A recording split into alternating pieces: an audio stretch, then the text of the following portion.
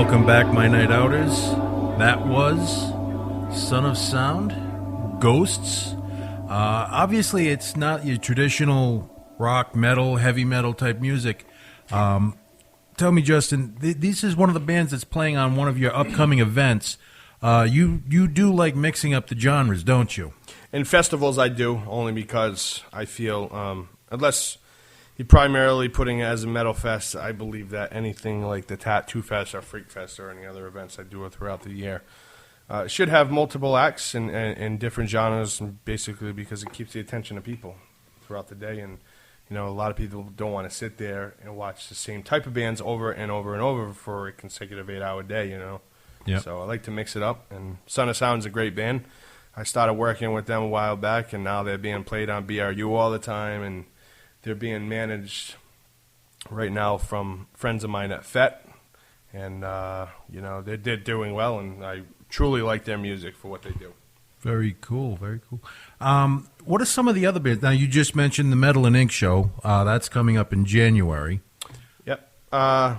Metal, rock, sideshows, piercings, tattoos. Let's get into a little detail. What is actually going to go on? I mean, you don't have to give us a minute by minute, but well, what's going on the metal, rock, hip hop, and Inkfest? Well, I can tell you that this is quite possibly one of the most pain in the asses event that I've ever put together in my entire life.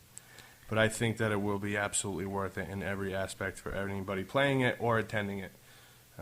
I think a lot of people don't want to get into live tattooing and music because of the liability and everything else that you have to get into in order to make sure that that is run the way that it's supposed to, you know, because you're constantly dealing with the Board of Health, constantly dealing with permits, insurance, and making sure everybody's on board and everything's safe and everything's clean, and you have professionals doing tattoos. And I feel that every person that I have on this as the first annual one, I believe that everybody's going to do a great job. So I think it's going to be a great time. Very cool. What other? I mean, the word fest is thrown around a lot. That it is. But the last year, you've had quite a few shows with the word fest at the end. You want to recap a couple of them? Yep. I had, for myself, that I put on personally, I have Freak Fest, which I've been running for a few years now. Which we're going on 6 now, correct? As of I was doing twice a year for a while, the last couple of years. I'm actually cutting it back to only once a year because of how many other events that I have running throughout the year. I feel that it's just entirely too much. So, see, when here's what I like to do. Like, when you put on a festival, you should have multiple things going on. I think you should have a variety of things, not only with bands, but you should have other things to offer when you're calling in a festival. And people who know the festivals that I put on, such as the Tattoo and Music Festival, Metal Fest, and Freak Fest, which are the 3 events that I run under quote-unquote the name Fest, I think that offering different types of things, like Freak Fest, for instance, I have a lot of sideshow acts, fire breathers, contortionists, human flesh suspension acts, you know, basically like a carnival type atmosphere. Yes, you never know what you're going to run into. Yeah, and that's the whole basis of the event. And a lot of people seem to dig it. They come out, they always have a good time. It's been successful at every single one that I've put on so far. So, you know, it started off at the Met with like 6 bands, and I had Wick as a sideshow, and it's built its way up to having multiple sideshow acts. And Wick is coming back this time. Wick's coming back. Yeah, I haven't seen him at a few of your shows, but now he's coming back for this one along with Ses Carney, I believe. Which I have had both of them at separate events all the time. I've never had them together. And together they run as the American Madman team. Having worked a few events with them together, yep, you're in for a hell of a treat. Yeah, I'm looking forward to it. I've never gotten a chance to work with both of them at the same event. And I have them on the Tattoo and Music Fest, and the reason why I added them is because I think that they will put on a really good show, and it will be able to offer something different for people to look at all day, you know. So, Well, what are some of the other side shows you have coming in or that you've worked with recently or within the last year? a lot of them I work with the same ones. I usually either work with Sess or Wick, either one of them on Freak Fest. Sess has done the last since Wick moved down south. And I also work with Dr. Finnegan's Sideshow, which is out of Fall River. And 3 guys, they also own Ma and Pop's Tattoo, which is located in Fall River as well. They're great guys. They do an absolutely awesome job. Now, didn't they just add another person to their lineup? A female, I believe. She was at I hope so, because I was staring at her quite a bit. Yeah. Yep, she did a great job at the last one with them, and I certainly hope she'll be on the team because she really added a lot to the last one. Yes, she did add a lot. She did. I also have Crazy Steve, who I try to get on board as many times as I can within the legal limit of the venue. For those of you who haven't seen Crazy Steve, he does the human suspension acts. In layman's terms, he's the one that puts the fish hooks in his back and lets you dangle him like a piñata. Well, we have asked him to use him as a human piñata, in which he has declined on many times. The proverbial poking with the 10-foot stick will not be allowed this time. I hope he's going to hear this. I will send this to him to make sure. Oh well, I do have him on Facebook. I will be linking him when I post this. Yeah. So some of the other fests, bands that you're really going into, I remember Metal Fest, Shadows Fall, and a couple variations thereof. A couple members are in other projects. They came down. That was a phenomenal show. I had Downpour play for their first time, and that was Brian Fair on vocals from Shadows Fall.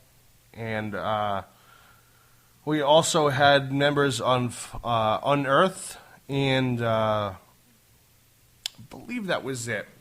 It's a super group, It's another super group that's coming up, and they played their first event at the Metal Fest over the summer that I had with Shadows Fall, and it was just awesome to have them there playing their first time and them giving me a shout out, and it was awesome, man. It makes it worth everything that I do, I believe. All right, well, we're going to take a break here. We're going to lead out with Those Alone. The name of the song is going to be Get Away. You're listening to My Night Out Radio on the Rhode Island Free Radio Network.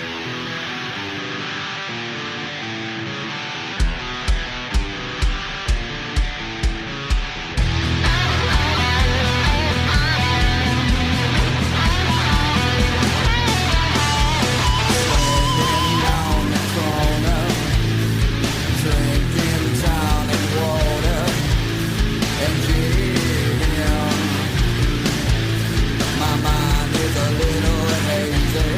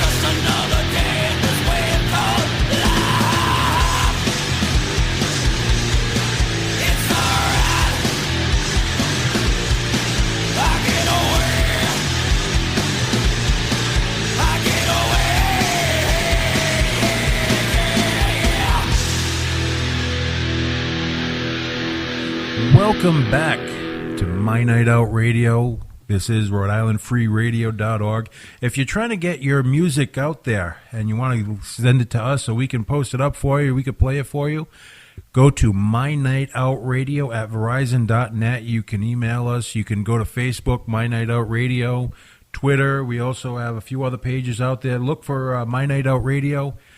Send it to us, and we'll try to get it out there. I know for a fact, because I just read my email, we've had as far out as New York and California hitting us up. So I'm going to backtrack a little bit right now. Justin Sane is in studio with us.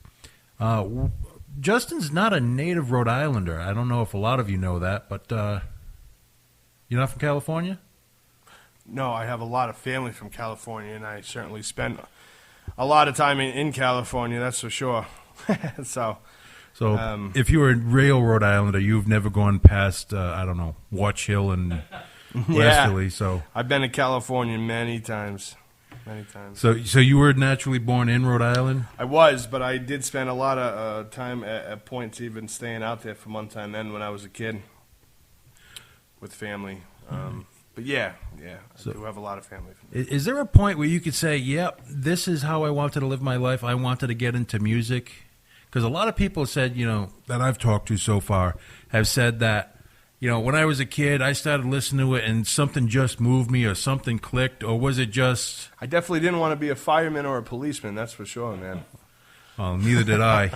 Holding on to that pole, I know I definitely would have broke my ankle when I hit the floor. Gravity sucks like that. So I used to